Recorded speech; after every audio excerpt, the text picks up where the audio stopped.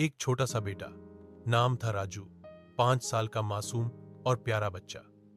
उसका जीवन उसकी माँ के इर्द गिर्द ही घूमता था। माँ ही उसकी दुनिया थी। सुबह उठाना, खाना खिलाना, स्कूल भेजना, रात को लोरी सुनाकर सुलाना, सब कुछ माँ ही करती थी। एक दिन राजू अपनी माँ से बोला, माँ, आप थकती नहीं क्या?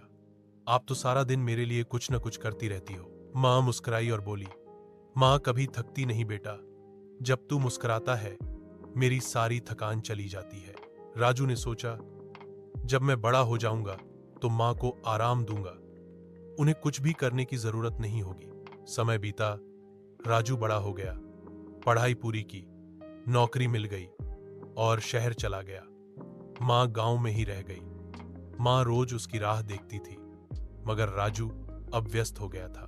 कई साल बाद राजू अपनी माँ से मिलने आया। माँ की आंखों में अब भी वही प्यार था, लेकिन शरीर अब कमजोर हो गया था।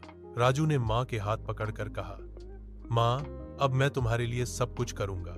माँ ने मुस्कुराते हुए कहा, बेटा, अब तुझे कुछ करने की जरूरत नहीं, तेरा आना ही मेरे लिए सबसे बड़ी खुशी है। शिक्षा, माँ बेटे का रिश्ता सबसे पवित्र होता है। समय चाहे जितना भी बदल जाए, माँ की ममता कभी नहीं बदलती। अगर चाहो तो मैं इस कहानी को कविता के रूप में भी ढाल सकता हूँ या विस्तार से लिख सकता हूँ।